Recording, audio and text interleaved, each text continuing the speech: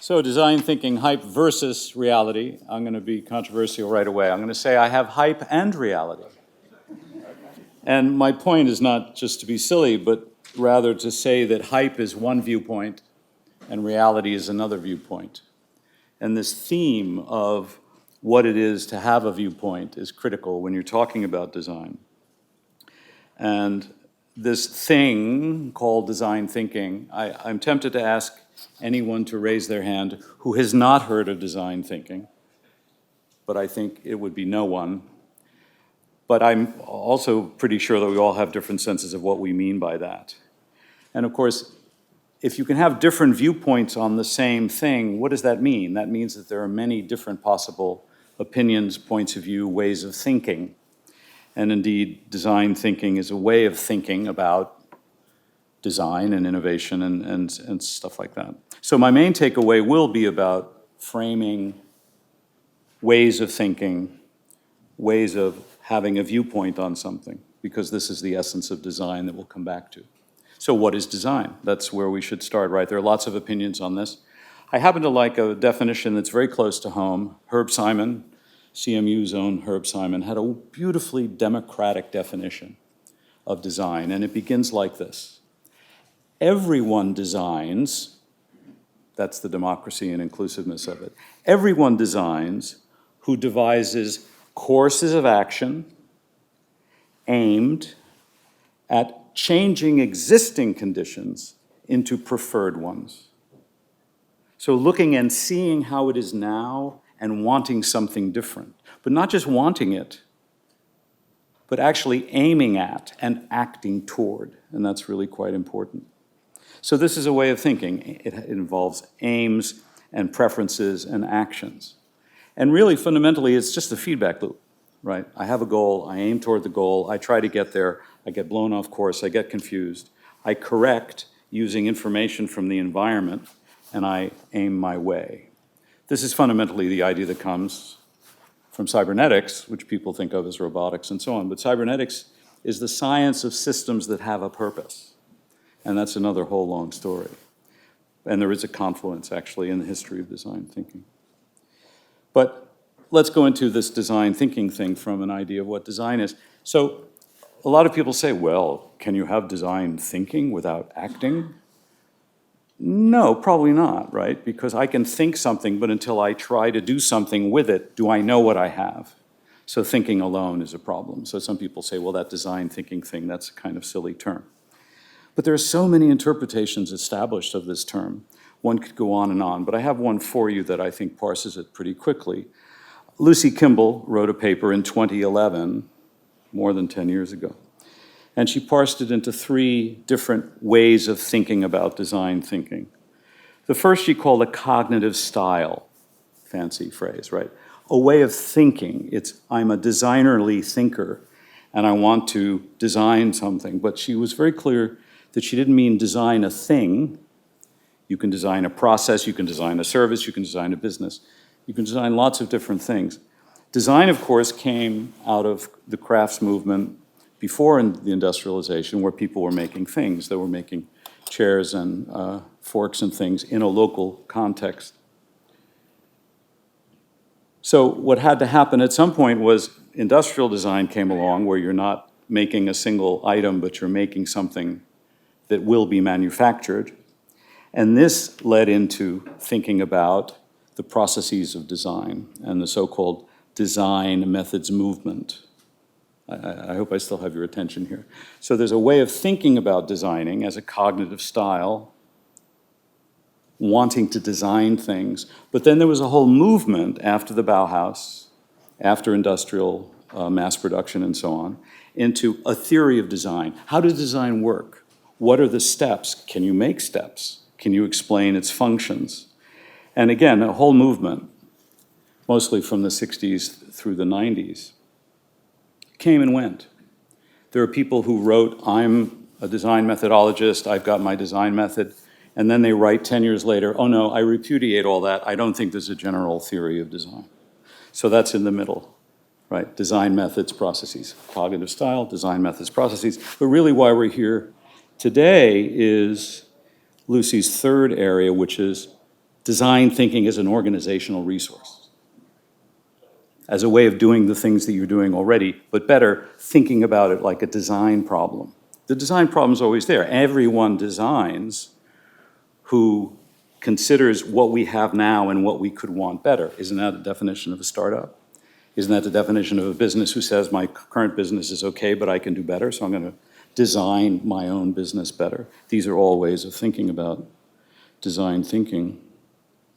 We have this phrase in our modern parlance, and the reason why everyone in this room knows the phrase, because of IDEO, a very famous storied product design firm, services to. One could say a lot about what they did when they branded design thinking as a kind of marketing idea, as an innovation practice, and how it came about that that became the core of the Stanford D School. And there's much history there and so on. So far, I don't think I've given you much hype. I've sort of tried to stay with the idea of the reality of these things and a little bit about how we got here today. But here's the big hype. The big hype is when someone says, if you do design thinking, you get innovation. And there was an article just a few months ago, okay, it was Fast Company, but it said that. And that's nonsense, right? Because you can do design thinking poorly and not get innovation, right? So there's no guarantee here. And also I would claim that innovation is a lot harder than just the steps of design thinking. But what are the steps of design thinking? I'm sure many of you have an opinion about that. Maybe you've done design thinking in your organizations. So there are many different ways of breaking down the process of design thinking. There are 3 steps, 7 steps, 5 steps, et cetera, various ways of thinking about it. But let me give you the simple version, which I think is effective because it's complete enough. Step 1. Anybody know what step 1 is? You all know what step 1 is. It's spoken about in different ways, right? This is the human-centered part. That's the phrase that we've had historically. This is looking from a human point of view at the situation, doing research, essentially. Anthropologists, of course, invented this long before design thinking incorporated it. And the kind of anthropology or ethnographic research that is the first step of design thinking is kind of thin compared to Margaret Mead and Samoa and other things. But it's still the act of looking from a human point of view of what's going on. What is the situation? And how you see that situation matters a lot. It's about framing, it's about point of view, it's about how you do your looking. And looking is another way of talking about this first step. It's very often thought of as research. So step 1 of a 3-step version of the design thinking process is research. Now, human-centered, of course, is a problem because if we're only human-centered, wait a minute, a lot of other living things on the planet, are we including those or not? So that's a recent issue that's been brought up as serious. But there are also non-living things on the planet, so if you really want to be inclusive, let's protect the planet too. I'm not here to hammer these ideas, but even the phrase human-centered, just as the phrase design thinking can be looked at and criticized and picked apart, maybe we need to revise what we mean by human-centered. Some people like Don Norman are proposing humanity-centered. I'm not sure that's in advance. It's sort of a step to the side a little bit. Anyway, step 1, looking. That's what Luma calls it, and I think it's as good as anything else. Step 2, usually called brainstorming, right? Sometimes called ideating, solution forming. Again, I'm looking, how do I see what I see? How do I understand it? How do I fashion it into ideas? This is where the Post-it note sensation came from and the core of what's considered very important in that. Brainstorming, of course, has been repudiated in some ways. Anybody being able to say anything is not necessarily the best way to get ideas, but I'm trying to give you both the hype and the reality here, right?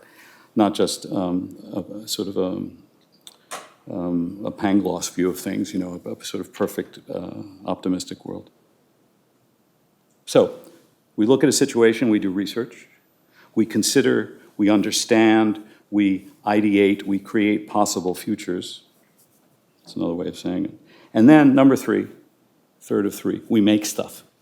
We try it out, we prototype, which I think is a beautiful word. And of course, prototyping implies testing. You don't just make something and say, isn't it beautiful? But you, as we tell our students all the time, you put it into use. Maybe it's a very specialized case of the use, but nonetheless, you have to bring it into the world. And then you see how it works. So that's the making part. So looking, understanding, making. Again, this is the way the Luma Institute has talked about it. So, you know, thus far it's kind of clear, we like it. It's a little bit abstract, it's a little bit aesthetic, it's a little bit, I'm not sure what the word is. It doesn't fulfill me, let me put it that way, because it doesn't feel like I'm engaged in something that I can really get my teeth into. Let me tell you what I mean by that. Who's in the conversation when we're looking and doing research? Who's there? Who's in the conversation when we're doing the brainstorming? So here I'd like to suggest, for those of you who know a lot about design thinking, where's the opportunity in design thinking? Where can we keep going with this idea that's been around 30 years, if not with design methods, been around 60 years, right? It has a very long history, although we think it started with IDEO in the 1990s. What's the opportunity to go further with it, to go deeper with it, to make it better in those ways? And for me, that's looking at who's in the conversation and what the roles are. So one of the problems that's been pointed out about design thinking is it maybe it forefronts the designer too much. Who's the most important people in the conversation? Not the designer, they may think so. Now, in the history of design, Paul Rand inventing extraordinary logos, he didn't care about anybody else. He said, here's my design, you like it? Okay, fine, pay me.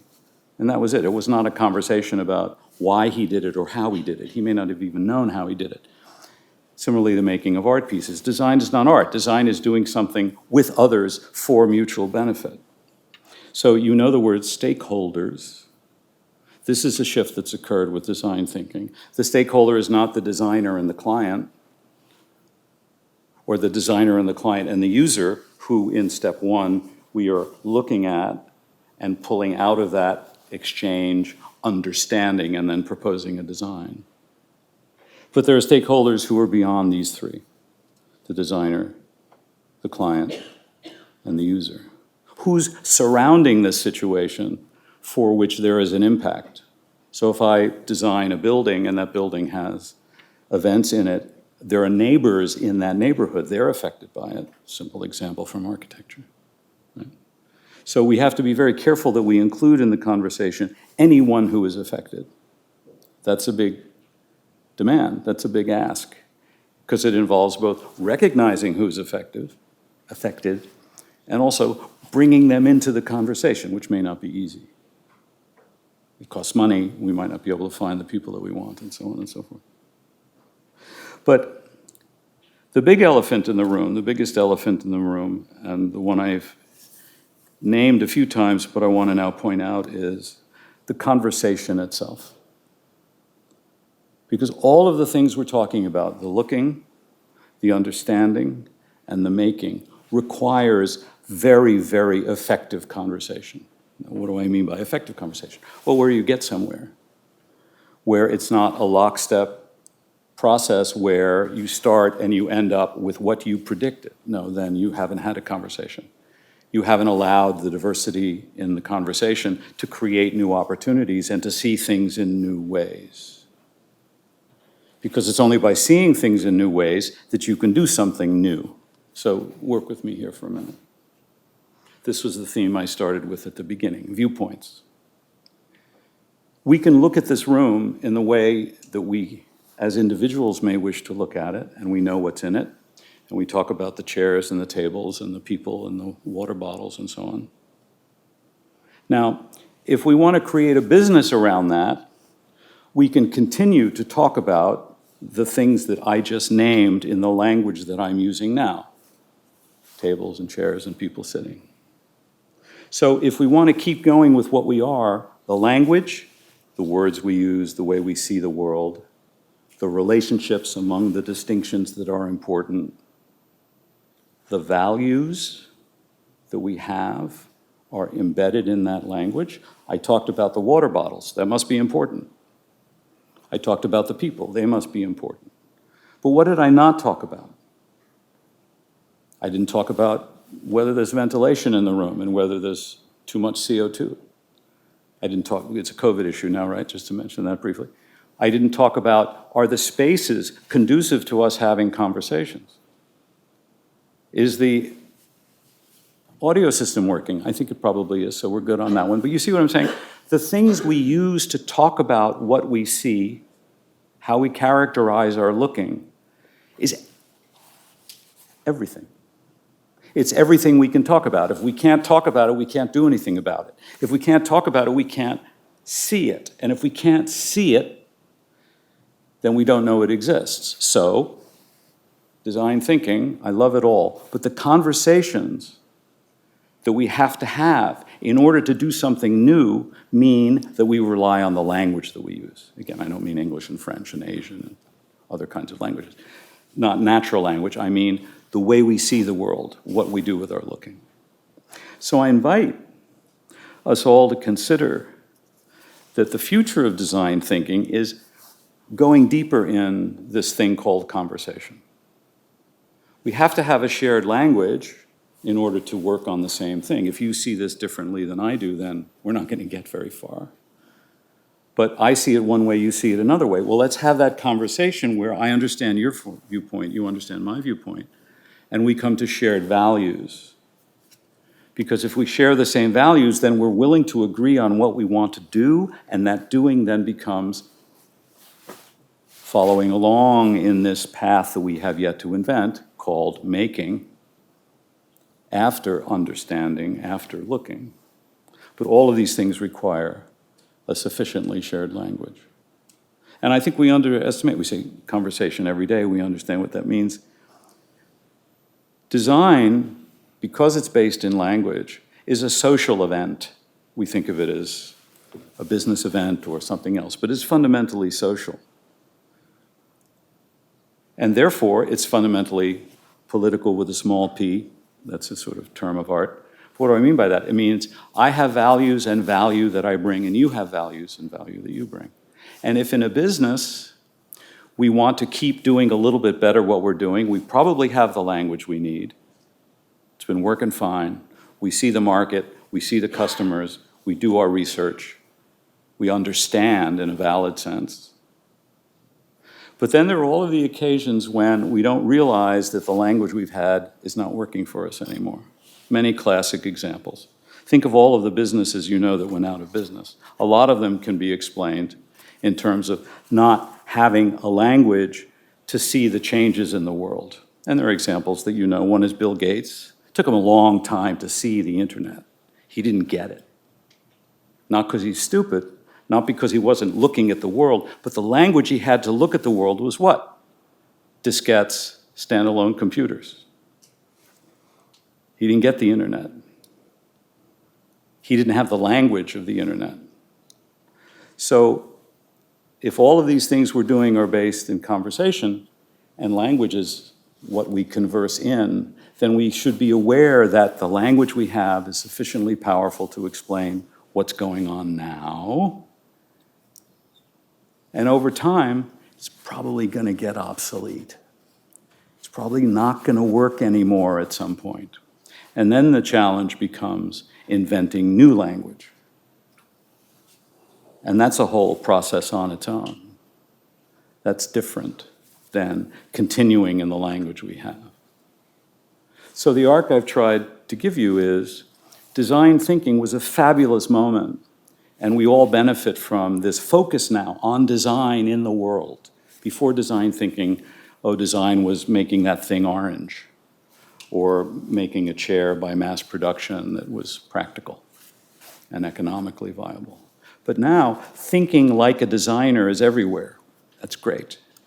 And this idea that that means looking at a situation, parsing it, describing it in a powerful way, such that we can then understand what could be done and do that, understand and make, is a wonderful moment. So that's the reality of it. The challenge is to not be overtaken by hype, to not think of it as, oh, I've followed these 3 steps, so I'm good. And this is what I would like to suggest to you, to think about design thinking as a beautiful revolution, but now it's time to focus on the conversation and on how we see the world. So that's what I wanted to say. Thank you very much for the opportunity.